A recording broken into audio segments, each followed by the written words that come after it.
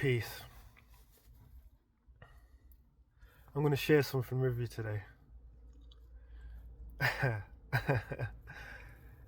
Oh my god, I gotta laugh. I really have. I've gotta laugh. It made me chuckle. I was speaking to my niece. All the families around the care home, because it's basically my mum's time now. It could be hours, it could be days. She's gone. Well, this will be the third day. 3 days now without food or water. You can't go long without water. There's no drips or anything to feed fluid because of her advanced dementia and how it goes. So basically this is part of the procedure, apparently, to see them out. End of life care, I think they call it, something like that. Yeah, very sad, very emotional. Time for reminiscing, contemplating life, all the whys of the world and how it operates, and scrutinizing every detail of existence. And you know it's one of them ones at the minute. So it's a very strange time. Very surreal, very surreal. It's like a dream. It's like there's an ethereal blanket's just come over my whole being, my whole existence at the minute. It's like I'm in a bubble. Very strange. The acknowledgement of your mother passing now into the unknown after a long, beautiful life. She's 91. She would have been 92 in September. So yeah, very sad. But like I was saying, so my mum was getting seen to, freshened up and whatever, so we all had to come outside. And well, not outside, we went in like the front room. So like it's about 3-4 other family members. We're all sitting around chatting about my mum, all reminiscing about the good times and all that. So the long way around it now to the story, rather than trying to tell you. My niece now, because my niece lived with my mum for a good couple of years. When she was 16, she left her house, went to live with my mum, her grandmother. And she was telling me how she met her first man, her husband, because my mum was married previous to when she got with my dad. So she had children with her husband first, which are my brothers and sisters. So we obviously share the same mum but different fathers. So anyway, she was going on about how she met her first man, her husband, in Scotland. So she said back in them days, in Glasgow, obviously there's a rift. There's been a rift for centuries with Catholics and Protestants. That's why you have Rangers, the Protestant part of Glasgow, the supporters, and Celtic, the Catholics. Rangers wear the blue, white shorts. I think it's red socks. And Celtic, the green and white hoops. White shorts. Forgot the colour of the socks. Is it white socks? Anyway. The blue tops and the hoop tops. We've always grown up, right, as like Celtic fans. My mum's like always been Celtic, and my mum's Catholic, staunch Catholic, always taking me to church every Sunday when I was a child. I hated it. I hated that church. I hated it. It was so dull. All the singing. It's dull. Sorry to all the Catholics out there. So I do apologise. But it's like a funeral every single Sunday. Can you imagine that as a kid, a child? I'm lively now. I want some fun. I want some life. And I'm dragged to this Sunday evening mass, and it's like it's going on for days. And I'm like, having to kneel down, get back up, and listening to this boring as hell sermon. There's no symbology in it whatsoever. You're not getting taught anything at all. It's just...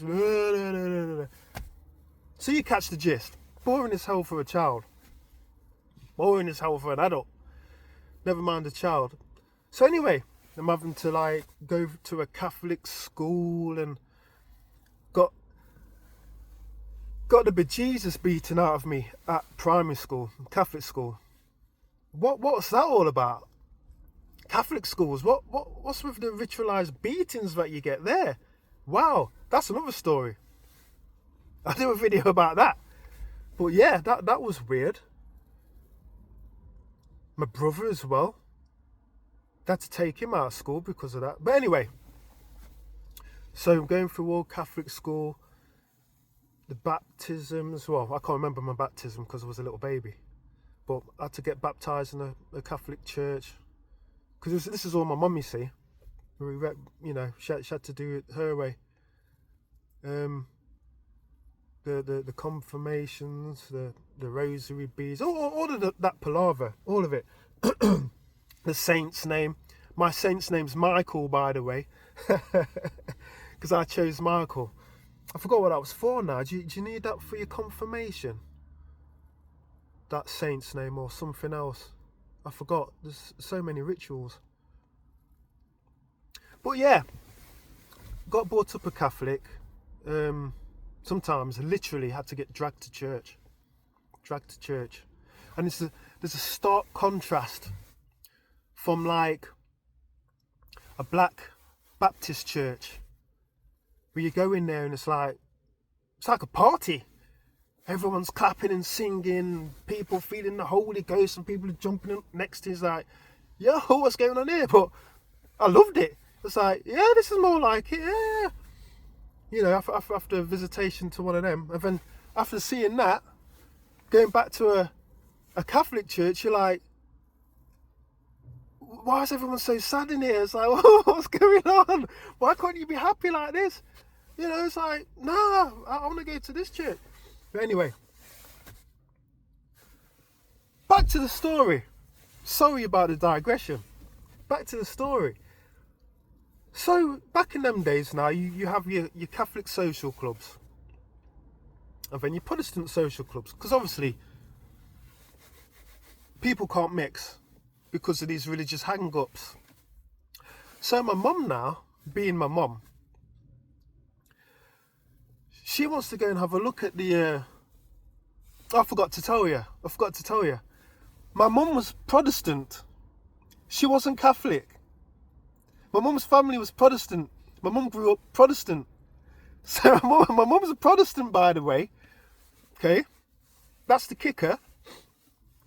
So my mum and her cousin, I think it was, they go across town to this Catholic social club. And apparently, my mum's enthralled because they're having such a great time. And she's like, well, they're having a way better time than what we're having. Why can't we have a good time like these guys? Because my mum and music, the minute she hears music, she's up on the dance floor, doesn't come off the dance floor all night. Put some bagpipes on, my mum's up. Irish folk music, she loves that. My mum's up, because my mum's got Irish on her dad's side, she's Irish. So yeah, she wants to go there. So, she starts to sneak, and I think she had a Catholic friend or whatever. They got in anyway. Long and short of it, that's where she met her first husband. Okay? He was Catholic. He's the Catholic one. He's the Catholic dude. My mum's first husband. So obviously, back in them days, so what are you talking now? Early, mid-50s? Scotland and Glasgow. She has to get converted to Catholicism. She has to become a Catholic. So she has to do her rituals, whatever she needs to do to be a Catholic in order to marry him. She does that now. She has the children, brings them up as Catholics, takes them to all Catholic schools. My 3 brothers, 2 sisters, all Catholics, brought up Catholic. She comes down into England now because of the mining, because I think her husband was a miner, coal miner. He has lung cancer, so he dies. So my mum's very loyal. Very, very loyal woman. No men after him whatsoever for years. Then she sees something in my dad. My dad wasn't well. Shunned by a lot of people in his community. So-called friends. You know how people are. Very, very, very vicious sometimes. Heartless. People in need.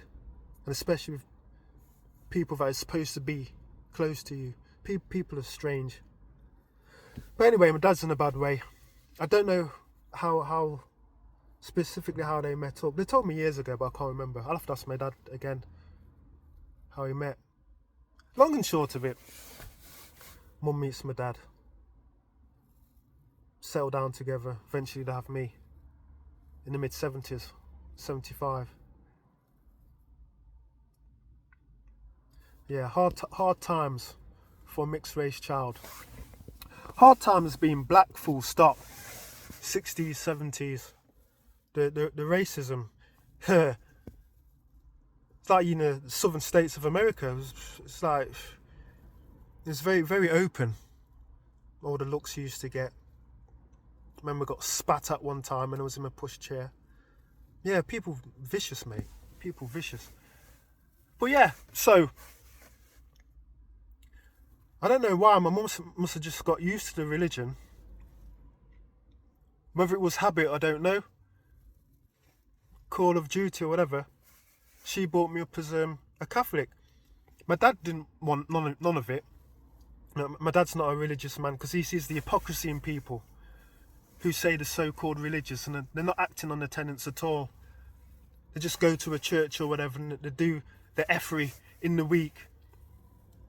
Some of the most heartless people you can imagine, most devious. And then I think they can wash it all off at the weekends. Dad's seen all that back in Jamaica, seen all that carry on in England, and he was like, nah. Seeing how Rastafari was treated back in Jamaica. And they're some of the most beautiful people. And they don't go to church. They're treated like crap. So my dad was more along them lines of Rasta, the Rasta tenants. His friends was all Rasta and, you know, they're just cool people with it. So yeah, he wasn't into none of this church stuff anyway. But he just let my mum do what she was doing, because obviously I was a young child. As a young child, you stay with your mum most of the time, so you let her do what she do. And then when I grew up, when I was of age, I make my choice. So yes, everybody, that's how I grew up as a Catholic. Because I thought that was the right thing to do when I was growing up. And I was all proud of my Catholicism. Unbeknownst to me, it was the spectre of my mum's late husband. Who no diss to my brothers and sisters and whatnot, but that tradition's got absolutely nothing at all to do with me. That's a hang-on from someone who's passed on, and from something that my mum had to do through love in order to marry the man that she loved. She wasn't even a Catholic. She had nothing to do with that faith at all. She was a Protestant. And she did it for love. That's the type of woman my mum is. She'll go through hellfire for the people that she loves. And it makes more sense now why she fell out with all of her family. That all makes sense now. Her family just disowned her. Because I remember her telling me that she got disowned for marrying this man, but now it's perfectly clear. Now I know. That's put that to rest now. Now I know why. I admire her in a way. I admire her. But she kept that up. You know, a hang on. I don't know if it was a hang on for her love for the man or what, but she kept that faith up, and she brought me up with it. But it's like, yeah, so I grew up in another man's faith. It weren't even mine. It wasn't nothing to do with me. Nothing at all. So I'm going to have a look at this Protestant faith. I'm not going into Protestantism. I've got a few books on it anyway, because I'm an avid reader. I like to know about everything. Because that's been going on for centuries anyway, with countries. Wars in Europe, Protestant, Catholic.